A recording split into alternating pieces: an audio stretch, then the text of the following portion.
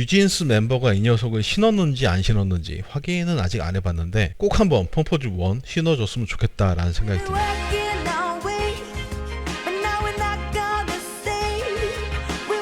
안녕하세요, 알레베 CJ입니다. 오늘도 스니커즈를 하나 보여드리려고 하고요. 오늘 보여드릴 녀석은 굉장히 특이한 디자인을 가지고 있는 모델이에요. 얼마 전 스투시와의 콜라보로 나왔던 에어페니 2가 있죠. 그 모델 이후에 페니가 신었던 모델인데 페니 3라는 이름이 아니라 펌포짓 1이라는 이름을 가지고 있어요. 97년도에 처음으로 발매가 됐고 그 당시에 앰퍼니 하드웨이가 속해있던 팀 올란도 매직의 컬러 블루 컬러를 이용한 모델이 굉장히 유명하긴 하지만 오늘 보여드릴 이 화이트 컬러도 97년도 당시에 앰퍼니 하드웨이가 코트 위에서 신는 모습이 있긴 있더라고요. 97년도면은 콩코드가 발매된 바로 다음 해이기 때문에 아마도 저는 콩코드에 빠져 있어서 그랬는지 이 펌포짓 1에는 그렇게 큰 관심을 갖지 않았었고 그 당시 발매가가 얼마인지 기억은 안 나지만 가격도 아마 엄청나게 높았을 거기 때문에 가격 때문에라도 제가 관심을 갖지 않았을 수도 있고요. 하지만 그때부터 지금까지 펌포짓이라는 단어가 들어간 신발만 보면은 항상 관심이 가고 특이하다 이쁘다라는 생각을 했었는데 드디어 이 펌포짓 1이라는 모델을 신어볼 수 있게 됐네요. 국내 발매가가 28만 9천 원이니까 조던 시리즈들보다도 훨씬 더 높은 가격이 책정이 됐는데 그때나 지금이나 이 녀석을 만드는 공정이 그렇게 쉽지만은 않은가 봐요. 페니와 신발 개발을 위해서 미팅을 할 때 너무 만들기 힘든 모델이기 때문에 안 보여주려고 끝까지 가방에 숨겨놨다가 마지막에 들키는 바람에 눈물을 머금고 꾸역꾸역 개발을 했다라는 얘기도 있고 개발 공정도 굉장히 까다로웠기 때문에 당시에 이 신발을 생산할 수 있는 업체를 찾다가 한국의 대우정밀에서 생산이 됐다라는 얘기도 있고요. 지금은 아니겠죠. 아무튼 뭐 여러가지 스토리들이 듬뿍 담겨있긴 하지만 그런 스토리들을 둘째 치더라도 저는 이 녀석이 가지고 있는 유니크한 디자인 하나만으로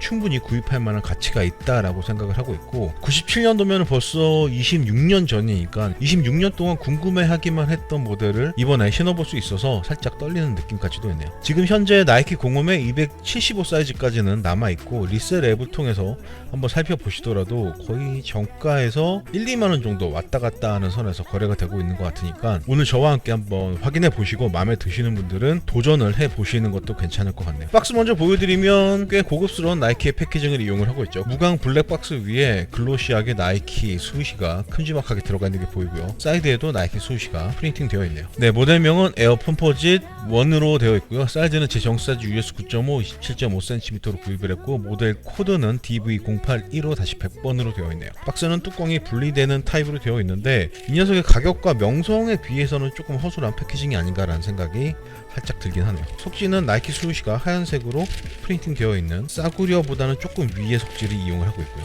네, 신발을 꺼내봤고요. 제가 티저 영상으로도 간단하게 보여드렸지만 26년 전이나 지금이나 언제 보더라도 이 녀석의 유니크한 디자인은 굉장히 강력한 매력을 가지고 있는 것 같아요. 어퍼에 쓰인 소재도 그렇고 바깥쪽과 안쪽 두 면을 몰드 안에서 빵 찍어낸 다음에 접합을 하는 방식으로 제작이 되는 걸로 알고 있는데 그런 어려운 공정을 통해야지만 이런 매력적인 디자인이 나올 수 있나봐요. 말씀드렸던 것처럼 파란색 컬러가 제일 유명하긴 하지만 이렇게 블랙 앤 화이트 컬러를 가지고 있는 모델을 보니까 생산 시기가 비슷해서 그런지 조던 11 콩코드하고도 살짝 비슷한 느낌이 있지 않나 라는 생각이 드네요. 신발의 전체적인 실루엣도 그렇고 어퍼의 소재도 살짝 광이 있어서 에나멜 같은 느낌을 살짝 주기도 하고요. 어쨌든 뭐 저 개인적으로는 이 녀석의 디자인이 굉장히 유니크하고 멋있고 이쁘고 아름답다라고 생각을 하지만 여러분들은 여러분들의 기준대로 평가를 해보시면 될 것 같고 그 판단에 도움을 드리기 위해서 디테일하게 한번 보여드려 볼게요. 네, 신발의 옆면 꽉 차게 한번 보시면 옆면에서 봐도 아래쪽에 카본 플레이트가 굉장히 잘 보이게 위쪽까지 많이 올라와 있는 모습도 보이고 글로시한 어퍼의 질감도 굉장히 멋진 것 같고요. 상당히 낮은 높이의 발등에서 가파르게 올라가는 발목 부분 이 부분의 실루엣도 굉장히 멋진 것 같아요. 토박스 부분 겉으로 보기에도 꽤 슬림해 보이지만 신발을 신었을 때 혀 부분이 굉장히 넓은 면적으로 들어가 있고 내피도 또 따로 들어가 있으면서 어퍼도 상당히 두께감이 있기 때문에 발을 넣었을 때 느껴지는 압박감은 밖에서 보이는 것보다 훨씬 더 강력한 것 같더라고요. 정 사이즈로 구입을 한 게 꽤 큰 도전이 될 수도 있을 것 같은데 사이즈 값은 이따 실책을 해서 다시 말씀드릴게요. 위에서 봤을 때 신발끈이 시작하는 부위가 굉장히 토박스의 앞부분까지 나와 있죠. 거의 발가락이 시작하는 부분부터 신발끈을 묶을 수 있기 때문에 전체적으로 내 발에 발에 밀착되게 세팅을 할 수 있는 그런 기능을 해줄 것 같고요. 신발끈 주변부는 검은색 텀블 레더를 이용을 하고 있는데 어퍼와 가죽을 잇는 것도 그렇게 쉽지는 않았겠다라는 생각이 들긴 하네요. 신발의 바깥쪽 새끼발가락에 있는 부위에는 하얀색 수시가 자수로 들어가 있는데 97년도 버전은 이 부분도 검은색으로 되어 있었던 것 같더라고요. 신발끈은 살짝 두께감이 있는 칼국수끈 형태를 이용을 하고 있고 굉장히 앞에서부터 시작되는 혀는 기본적으로 메쉬 타입 직물로 되어 있지만 가운데를 가죽 소재가 잡아주고 있는 형태로 되어 있네요. 쭉 올라와서 혀의 윗부분에는 페니의 로고죠. 1센트 1C 로고가 하늘색으로 들어가 있는 모습도 보이고요. 직물을 이용한 풀탭도 들어가 있네요. 신발의 바깥면을 한번 보시면은 굉장히 심플하죠. 전체적으로 깔끔하게 한 판으로 구성이 되어 있고 곡선의 라인들이 여러 개 들어가 있는 모습이 보이는데 겉에서 봤을 때는 아웃솔과 어퍼 파트만 보이지만 이 어퍼 안쪽으로 미드솔이 들어가 있다라고 생각을 하시면 될 것 같아요. 폴리우레탄을 압축 성형을 했다고 하는데 강하게 누르면 살짝 들어가는 느낌은 보여지지만 전체적으로 상당히 단단한 느낌의 소재라고 생각을 하시면 되겠네요. 신발을 위에서 봤을 때도 굉장히 굴곡이 많이 들어간 모습이 보이고 앞에서 봤을 때도 나왔다가 들어갔다 굴곡이 많이 들어가 있는 모습이 보이는데 이런 디자인은 폼포짓이기 때문에 가능한 디자인인 것 같기도 하고요. 전체적으로 실루엣이 아름답다라는 말밖에 나오지 않네요. 그리고 아랫부분에는 이렇게 쉔크 카본 플레이트가 들어가 있는 모습이 보이는데 이 부분도 매끈하게 페인팅 처리를 했는지 살짝 반짝이는 느낌이 위쪽의 어퍼와 잘 어울린다라는 생각이 들고요. 이 쉔크는 이 옆부분에만 들어간 게 아니라 아랫부분에도 꽤 넓은 면적 들어가 있더라고요. 뒤에서 봤을 때 역시 여러 개의 굴곡이 들어간 모습이 보이고 위쪽 부분은 텀블 레더 위에 1C 페니의 로고가 자수로 들어가 있는 모습이 보이네요. 풀탭도 하나 들어가 있는 모습이 보이고요. 신발의 안쪽은 바깥쪽과 거의 동일한 느낌이지만 카본 플레이트가 바깥쪽보다는 조금 작게 노출이 되어 있다라는 차이점이 있네요. 내피 부분을 보시면은 어두워서 잘 보이진 않으실 텐데 바닥면을 제외하면 발 전체를 감싸는 내피가 이중으로 들어가 있다라고 생각을 하시면 될 것 같아요. 이런 구성 때문에 신발을 신었을 때 더 타이트하게 느껴지실 것 같은데 당연히 일체감 향상을 위해서 이런 식으로 구성을 했을 것 같고 인솔 때문에 큰일 나겠는데요. 인솔은 굉장히 파란색 직물 위에 하얀색으로 나이키 스우시가 적혀 있는 게 보이네요.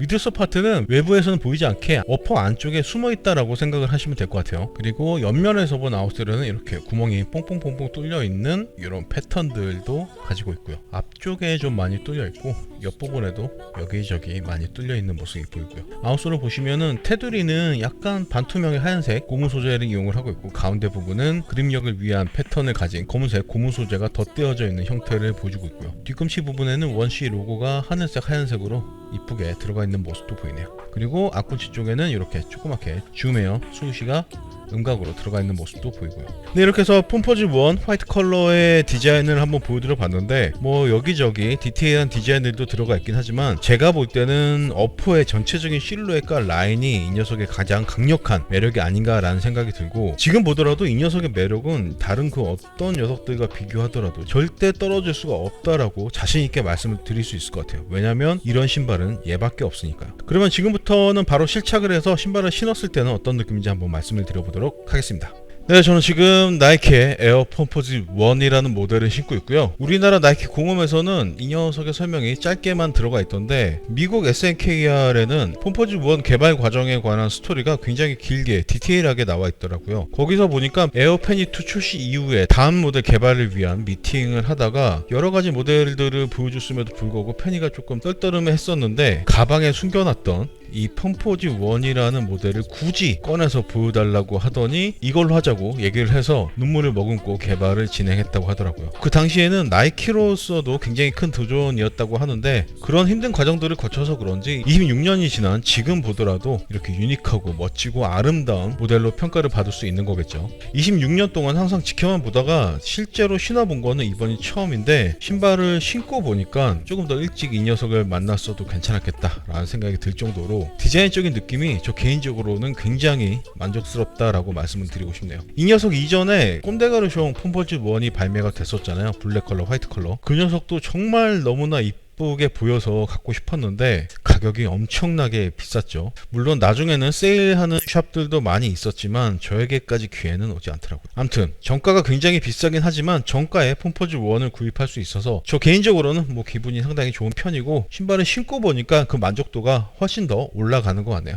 그럼 천천히 둘러보시면서 이 녀석도 사이즈감부터 한번 말씀을 드려볼게요. 저는 대부분의 신발이 275로 신고 조던 1 같은 경우도 로우 미드 하이 할 거 없이 다 275 사이즈를 신고요. 지금 이 녀석도 일반적인 두께 양말을 신고 정 사이즈로 신었는데 역시 소문대로 굉장히 타이트한 느낌이에요. 디자인 리뷰 때 말씀을 드렸지만 기본적인 어퍼의 두께도 상당히 두툼한 편이고 신발 안쪽에 혀 부분이 발을 전체적으로 감싸고 있기 때문에 어떻게 보면은 내피가 이중으로 되어 있다라고 생각을 하셔도 되거든요. 그런 이유들 때문에 지금 이렇게 압박감이 느껴지는 것 같은데 아마도 이 녀석을 신고 플레이를 하실 분이시라면은 정 사이즈를 신는 게 맞을 것 같아요. 일체감이 가장 중요하니까요. 하지만 플레이용이 아니라 그냥 일상생활 하면서 편하게 신고 싶다 하시는 분들은 무조건 반업부터 고민을 시작하셔야 될 것 같아요. 지금 이 정도의 느낌이라면 반업을 하더라도 일반적인 스니커즈의 정 사이즈 느낌보다 더 타이트하게 느껴질 수도 있거든요. 거기다가 발볼이 조금 있으시거나 두꺼운 양말을 신는다 하시는 분들은 1업까지 하셔야 될 수도 있고요. 지금 신발을 신은 지 얼마 되지 않았지만 벌써 발이 왕왕 거리기 시작하는 것 같은데 일단 정 사이즈 이 녀석은 그냥 두고 280 사이즈를 추가로 한번 구입을 해야 되나 라는 고민이 굉장히 강력하게 들기 시작하네요. 아무튼 정 사이즈로 신었을 때는 엄지발가락이 살짝 움직일 수 있는 거 빼고는 나머지 부분은 다 굉장히 압박감이 느껴진다 라고 말씀을 드리고요. 다음으로 일체감. 지금 신발끈 구멍을 마지막 구멍까지 다 이용을 하고 있어요. 이 상태에서 이렇게 살짝 걷는 신용을 해보면 이렇게 강력하게 압박감이 느껴짐에도 불구하고 살짝 힐슬립이 느껴지고 있어요. 제가 사실 리뷰를 하기 전에 마지막 구멍 하나를 푼 상태로 실측 리뷰를 진행하려고 했는데 그 상태에서는 힐슬립이 꽤 느껴져서 지금 신발끈 구멍을 끝까지 다 사용을 하고 있거든요. 하지만 이 상태에서도 힐슬립은 살짝 느껴진다. 이 부분이 살짝 아쉽긴 하지만 저는 뭐 이 녀석을 신고 플레이를 할 생각은 없기 때문에 일상생활용으로는 전혀 문제가 없다라고 말씀을 드리고 싶고 정 사이즈인데도 이 정도의 느낌이라면 반업 1업을 했을 때는 힐슬립이 더 강하게 느껴지지 않을까라는 생각이 들긴 하네요. 힐슬립을 제외한 나머지 부분은 엄청나게 제 발을 꽉 쥐고 있는 느낌인데 이건 또 굉장히 의외네요. 다음으로 쿠션의 느낌. 뒤꿈치 쪽에 이렇게 하중을 실었을 때 밖에서 봤을 때는 미드솔이 보이지 않지만 어퍼 안쪽에 미드솔이 들어가 있거든요. 그 미드솔 안에 줌에어가 들어가 있어서 강하게 이렇게 하중을 실으면 그 줌에어의 느낌이 느껴지긴 느껴져요.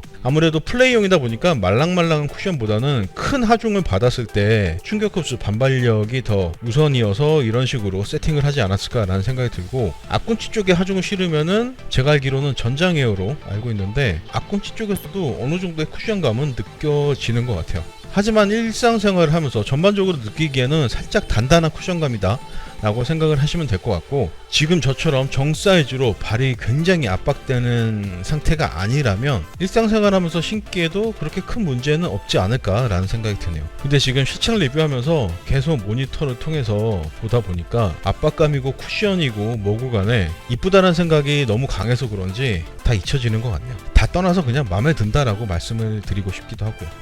뒤에서 봤을 때, 옆에서 봤을 때, 앞에서 봤을 때, 위에서 봤을 때 지금 나이키 공홈의 상황을 보더라도 그렇게 대중적으로 폭발적인 넓은 인기를 끌고 있는 모델은 아니지만 나이키의 스니커 히스토리 중에서 절대 빼놓을 수 없는 모델 중에 하나임에는 틀림없는 것 같고 뉴진스 멤버가 이 녀석을 신었는지 안 신었는지 확인은 아직 안 해봤는데 꼭 한번 펌퍼즈 1 신어줬으면 좋겠다라는 생각이 드네요. 그래야 길거리에서 이렇게 아름다운 스니커즈를 많이 볼 수 있을 테니까요. 오늘 준비한 리뷰는 여기까지고요. 너무나도 행복한 월요일 저녁 시간 즐겁게 보내셨으면 좋겠고 저는 또 다음 시간에 더 멋진 재밌는 스니커즈를 가지고 돌아올 수 있도록 하겠습니다.